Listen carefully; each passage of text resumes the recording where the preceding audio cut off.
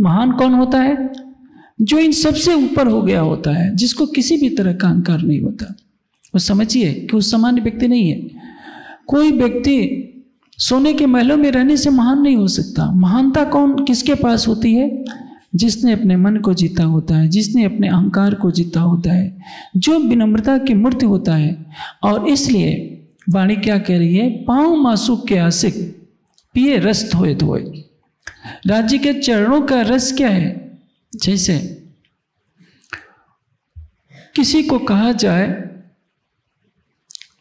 मैं आपको इतिहास की एक घटना सुनाता हूं। जब मुगल बादशाहों के पास जाना होता था, मैं बीतक का दृष्टांत देता हूं। श्री मिराज चाहते हैं कर अदा करने के लिए, सतगुरु धनेश देवचंद जी लीला कर रहे होते हैं। कला जी के यहाँ उस समय श्री मिराज सेवा कार्य अपना दे रहे होते हैं। कर चुकाना भी होता है तो बादशाहों को बार बार कोर्निश करना होता है। कोर्निश का अर्थ समझते हैं सिर झुकाकर क्या क्या उनकी महिमा गानी पड़ती थी। मुस्लिम बादशाहों ने नियम बना रखा था। श्री जी के हृदय को बहुत ठेस लगती है कि इन पाप में डूबे हुए बादशाहों के आगे पैसा भी दो और बार बार इनकी जी हजूरी करो। इससे जो अच्छा था कि सतगुरु महाराज नहीं बुलाते हैं तो क्या मैं खुद क्या नहीं जा सकता। जब मैंने पहचाना था कि उस तन में राज्य साक्षात लीला कर रहे हैं, परम धाम के लादनी शक्ति श्यामा जी है, उनसे मैं मुंह मोड़कर किस में प्रतीक्षा कर रहा हूं कि जब वे बुलाएंगे तो मैं आऊँगा, नहीं तो नहीं आऊँगा। ये कहीं ना कहीं अहंग खड़ा था। उनका हृदय टुकड़े टुकड़े हो जाता है। सोचते हैं कि नहीं, ये मेरे मन का विकार था, मुझे ये आशा नहीं करनी चाहिए कि वे बुलाएं तो मैं जाऊं। प्रेम क्या कहता है?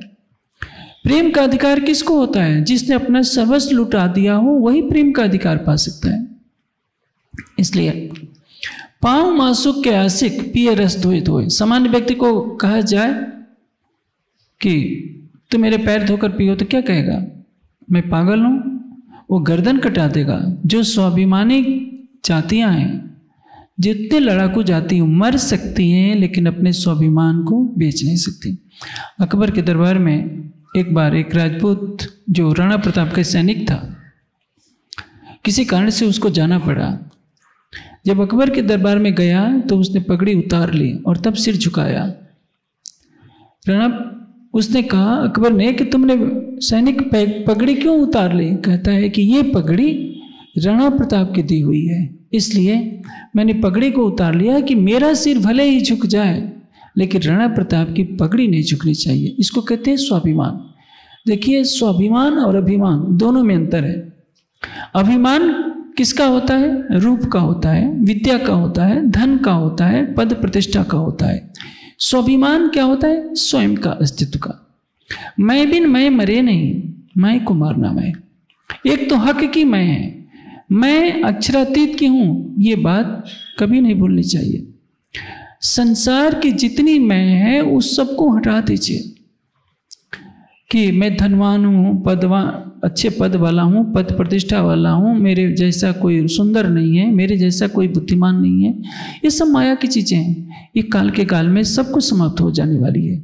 ये सूरज, ये चाँद, ये सितारे, ये धन, पद, प्रतिष्ठा सब कुछ नश्वर है, तम चमकती हुई बिजली के समान। अखंड क्या है? एक अक्षरातीत का प्रेम। तो राज्य के चरणों को कैसे धोएंगे आप? आप तो जैसे सेवा पूजा करते हैं तो जल रख देते हैं और क्या कहते हैं? चरणामृत है, चरणों का अमृत है। राज्य के चरणों को तो देखा नहीं, फिर चरणामृत कैसे बना दिया आपने? पाक नौइन पानी है, चाहिए अर्श का जल, ना ये हक के जमाल में तब हो ये निर्मल। अर्श का जल क्या है? परम धाम का जल क्या है? प्रेम। परम धाम में कोई पानी नहीं बहता है जहाँ जिसे बाढ़ आती है। राज्य का हृदय ही प्रेम का अनंत सागर है और उसी हृदय के अनंत सागर से एक धारा निकलती है जो पुखराज से निकलकर हौज कोसर में जाकर गिरती है और उस धारा में 7 घाट आते हैं।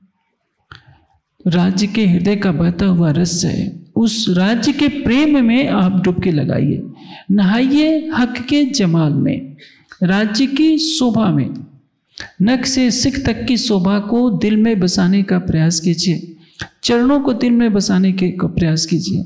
तो क्या होगा? पिए रस धोए धोए।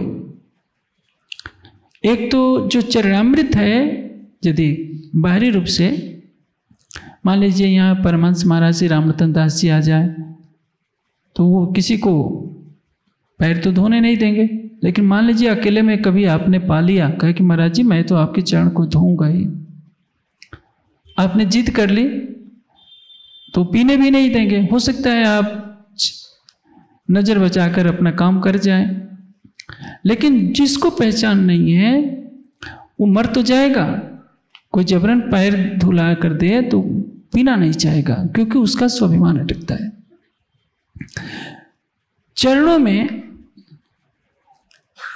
चरणों के धोए हुए जल में कोई स्वाद नहीं होता, लेकिन उस स्वाद को कौन जानता है? जिसने प्रेम में डुबकी लगाई है। लगभग 20 वर्ष से ज़्यादा हो गए, लगभग 28 वर्ष हो गए चितवनी की महत्ता पर मुझे बोलते बोलते इस समाज को। अब इन 28 वर्षों में कुछ सुंदर साथ निकले हैं जो राज्य के चरणों को बसाने का प्रयास कर रहे हैं, अन्यथा हमारा समाज तो सोया हुआ है।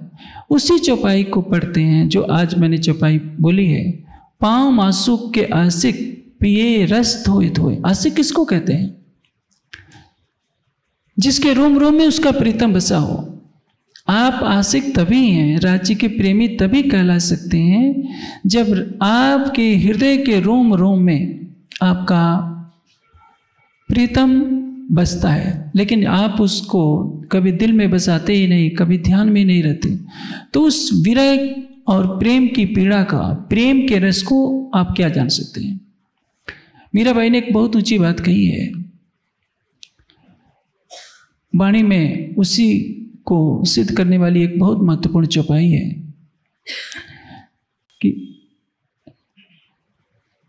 मेरे प्राणेश्वर एता सुख तेरे विरह में सुख होसी कौन विलास। मीराबाई ने क्या कहा था? जो मैं जानती प्रीत किए दुख होए, नगर टिटोरा पीटती प्रीत न करियो कोई। गोपियां श्री कृष्ण के विरह में तड़पते तड़पते 100 साल तक तड़पती हैं, शरीर छोड़ देती है। गोपियों को कोई स्वार्थ नहीं है, एक पवित्र प्रेम है। भारतीय संस्कृति में प्रेम की जो व्याख्या की जाती है वो विदेश में वो उस प्रेम की व्याख्या वो नहीं हो सकती। वहां शरीर का केवल आकर्षण होता है, प्रेम नहीं होता है। वाणी में जिसको प्रेम कहा गया है आत्मा और परमात्मा का प्रेम है, सागर और उसकी लहरों का प्रेम है। सागर ही लहरों का समूह है और लहरों का समूह ही सागर है और सागर लहरों का समूह है। चंद्रमा ही चांदनी का समूह है और चांदनी ही चंद्रमा में नीत है। दोनों तो एक रस है। आप बताइए, आप मिठाई खाते हैं, फल खाते हैं, फल में पहले फल पैदा हुआ होगा कि पहले मिठास आई होगी? आप कह सकते हैं कि आम पहले खट्टा होता है बाद में मीठा होता है, लेकिन उसका गुण तो है। शक्कर दिख भी रही है, मिठास भी उसके अंदर छिपी हुई है। उसी तरह से आत्मा और प्राणेश्वर अक्षरातीत का कभी वियोग नहीं हो सकता। जिसने इस मूल संबंध को जान लिया वो क्या करेगा? संसार के सारे कार्य एक तरफ, लेकिन उसके जीवन का आधार क्या है? अक्षरातीत के चरण कमल। आशिक के रूह चरण, धनी के चरण ही आशिक के रूह है, ब्रह्मशिष्टियों के जीवन के आधार है। क्या हमारे लिए ऐसा महत्वपूर्ण हो गया है कि राज्य के चरणों को ही हम अपने जीवन का आधार माने? यदि हमने राज्य के प्रति पूर्ण समर्पण किया, अपना हृदय उनको दे दिया, तो उनको हृदय में बसाए बिना ऐसा लगेगा, यदि हम सोने के महल में भी रहते हैं तो लगता है कि आज हम स्मशान घाट में बैठे हैं। लेकिन राज्य की शोभा हमारे हृदय में नहीं बसती है, फिर भी हम तो खुश हैं। पाँव मासूक के आशिक पिए रस धोए धोए। जो ब्रह्मात्मा हो कि राज्य के चरणों को धो धो कर पिएगी, ये शब्दों का अर्थ हुआ, लेकिन इसका भाव क्या है?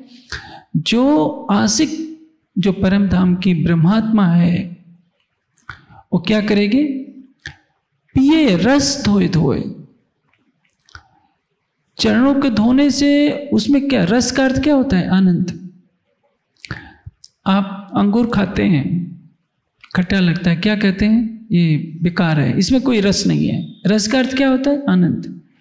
राज्य के चरणों को ध्यान में क्या आनंद है कि सारे ब्रह्मांड का राज, इस 14 लोकों के ब्रह्मांड नहीं, सृष्टि में जितने ब्रह्मांड हैं, असंख्य ब्रह्मांड, सबका राज भी दे दिया जाए। कई कोट राज वैकुंठ के न अवेत इत के खिन समान। कहने को तो कह दिया गया है, लेकिन हम सुंदर साथ को इसका आभास नहीं। हम कहते हैं कि अरे काम का बहुत सीजन है, बिजनेस में कमी हो जाएगी, ये हो जाएगा। आपको जो मिलना है वो मिलेगा, नहीं मिलना होगा, आपके पास आए भी रहेगा तो चला जाएगा। इसलिए आपका प्राणेश्वर आपके प्राण की नली से भी बैठा है, निकट बैठा है। आपको जगाने के लिए उसने 18,758 चौपाइयों की वाणी दी है, और वाणी में एक शर्त लगा दी है, पांव मासुक के असिक पिए रस धोए धोए। राज्य के चरणों को धोना अर्थात राज्य को प्रेम भरी चितवनी से निहारना, ये धोना हुआ। उसको पीने का तात्पर्य क्या है? उस आनंद में मग्न हो जाना कि संसार फीका लगे। यदि हम ऐसा करते हैं तो भी हम कह सकते हैं कि राज्य के चरणों को के रस को हम पीते हैं। एक बहुत पहले रतनपुरी में भजन बना था पंजाबी भाषा में, तेरे चरणा दी चरणामृत अज में पीनी है, मुझे एक को घूंट पिला दो, मुझे पीनी है। व्याख्या बनाने वाले ने तो बहुत ऊंचे भाव से बनाया, लेकिन भजन को बनाने वाले भी उस गहराई को नहीं समझ पाते कि पांव मासूक के आशिक पिए रस धोए धोए। हम सुंदर साथ परेशान रहते हैं, क्यों? क्योंकि हम राज्य के चरणों को धो धोकर नहीं पीते। और सुंदर साथ कोई आप में ऐसी परंपरा न डाल दे कि मैंने चरणों को धो धोकर पीने की परंपरा कही है, तो आप कहेंगे कि स्वामी जी आए तो हम भी करें, कृपा करके मेरे ऊपर ये पाप न लगाना, क्योंकि मैं तो एक बहुत छोटा सा सुंदर साथ हूँ। ये एक सुंदर साथ का प्रश्न है कि परमहंस किसको कहते हैं। आजकल तो परमहंस कहलाने के लिए कुछ पैसा खर्च कर दीजिए तो आप परमहंस कहला सकते हैं, कुछ भी कहला सकते हैं। लेकिन वास्तविक परमहंस कौन है जो इस कसौटी पर खरा उतरे? पांव मासूक के आशिक पिए रस धोए धोए। जो राज्य के चरण कमलों को अपने हृदय मंदिर में देखता है, और जब देखे इस तरह से कि उसकी बुद्धि कुछ भी काम न करे, शरीर कुछ नहीं। सुंदर साथ के सामने बार बार दो चीजें आती हैं, और मैं हमेशा यही कहता हूं कि देखिए, आप 4 घंटे चितवनी न कीजिए, 2 घंटे न कीजिए, केवल 1 घंटे भी कीजिए, लेकिन 1 घंटे के लिए अपने शरीर को पूरी तरह से स्थिर कर लीजिए, मन को स्थिर कर लीजिए। आप जब बैठिए तो पूरी तरह से अटिक होकर के बैठिए, मन को पूरी तरह से शांत कर दीजिए। सेवा पूजा में आप क्या गाते हैं? ये तो गति अटपटी चटपट लखे न को, जो मन की खटपट मिटे चटपट दर्शन हो। चटपट का तात्पर्य क्या होता? पल भर में। पंथ होवे कोट कलप, प्रेम पहुंचावे मिने पलक। मिने पलक का अर्थ क्या है? एक पल को, आंखों की पलकों को बंद करने और खोलने में जितना समय लगता है, उतने समय के लिए ही आप अपना दिल राज्य को दे दीजिए। शरीर को भूल जाइए, संसार को भूल जाइए, बुद्धि से मन से कुछ भी सोचना विचारना बंद कर दीजिए, आपको राज्य के दर्शन हो जाएंगे। लेकिन जब तक आप ऐसा नहीं करते, आप सोचते हैं कि जब देखो राजन स्वामी हमारे पीछे पड़े रहते हैं कि ये मत खाओ, ये मत खाओ। अरे भाई, आप कभी भी खा सकते हो, लेकिन उधर का राज्य के चरणों का रस चखना है तो थोड़े समय के लिए तामसी भोजन को दूर तो रखना ही पड़ेगा, क्योंकि ये आपके अंदर घुसेगा। आप बैठे हैं चितवनी में और सोच रहे हैं कि उससे 1 लाख लेना है, उसको 10 लाख देना है, हमारा व्यापार में घाटा ना हो जाए। चितवनी कहाँ से लगेगी? क्योंकि आपके अंदर गरम गरम मसाले हैं, मिर्चा है, खटाई है, लहसुन है, प्याज है। आप चितवनी तो कर रहे हैं, भावना है आपकी अच्छी, सब कुछ अच्छा है, लेकिन जो आपको मन को चंचल बना रहा है उससे कुछ समय के लिए यदि दूर हो गए। राज्य आपसे कभी कुछ नहीं मांगते हैं, लेकिन एक प्रेमी को दिल मांगने का अधिकार होता है। ये समाज सोने का सिंहासन क्या बनाएगा? मैं कहता हूं सोने की ईंटों से बहुत बड़ा मंदिर बना दे और उस हर ईंट में हीरे जड़ दे, तो भी निकट ना आवे नाथ जी, जब तक आपका हृदय राज्य के प्रति समर्पित नहीं होगा, जब तक आपके हृदय में प्राणेश्वर अक्षरातीत के लिए पूर्ण समर्पण नहीं होगा, पूर्ण प्रेम नहीं होगा, राज्य के चरण कमल आपके हृदय में नहीं बस सकते। सुंदर मंदिर तो देखने की वस्तु है, आपका हृदय से बड़ा और मंदिर क्या होगा? इन सुपन देह माफक हके दिल में किया प्रवेश। कोई आपके पास अतिथि आता है तो सूचना दे देता है कि मैं आपके घर आ रहा हूं। राज्य कैसे हैं? प्रेम में बेसर। कीर्तन में चौपाई आती है, कृष्ण बिना बुलाए गोपियों के घर पहुंच जाते हैं आंगन में। नित्य प्रत्यय आंगन डे उभो। गोपी कहती है कन्हैया तूने मुझे परेशान कर रखा है, जब देखो तब आंगन में घुस आता है, कहता है कि मक्खन दो। आपका प्राणेश्वर अक्षरातीत उस ब्रज की लीला से भी ज्यादा नटखट है। उसने बिना बुलाए आपके हृदय रूपी आंगन में आकर के बैठ गया है। और उसके लिए प्रेम के शब्दों में कहूं कि निर्लज्जों का भी निर्लज्ज है। किसी अतिथि को आप समय पर खाना न दें, स्वागत न करें तो रूठ जाएगा। वो रूठने वाला नहीं है। आप उसको न पूछो न बोलो तो भी बैठा रहता है कि ये मेरा घर है, इस तन में मेरी परम धाम की आत्मा है। उसको क्या कहेंगे? वो पागलों का पागल है। उसको जो पा लेता है वो तो पागल हो जाता है, क्योंकि वो पागलों का पागल है। वो अपने जैसा ही सबको बना देता है। आप राज्य की चितवनी कीजिए या न कीजिए, आप उनसे प्रेम कीजिए या न कीजिए, वो तो करने वाले हैं। क्योंकि आपके तो कई आपका पति है, पत्नी है, परिवार है। राज्य का कौन है? राज्य तो 12,000 से अधिक बढ़ा भी नहीं सकते, किसी को न घटा सकते हैं न बढ़ा सकते हैं। वो प्रेम के सागर हैं। वो किसी को छोड़ देंगे तो उनका प्रेम कलंकित हो जाएगा। परीक्षा आपकी है कि आपको जगाने के लिए 18,758 चौपाइयाँ देंगे और एक एक चौपाई पुकार पुकार कर कह रही है, रूह खसम के क्यों रहे आप अपने अंग बिन, पर पकड़ी पियाने अंतर ना तो रहे ना तन। जो परमधाम की आत्मा जागृत हो जाएगी वो राज्य के आदेश से ही वो अपने तन को रखती है। अन्यथा वाणी का प्रकाश मिलने के पश्चात जो परमधाम की आत्मा है वो संसार उसके लिए श्मशान के समान कष्टदायी लगता है। और हर ब्रह्मात्मा से यही अपेक्षा की जाती है। उसको परमहंस कहलाने की शोभा कैसे मिल सकती है? यह शोभा राज्य स्वयं देते हैं।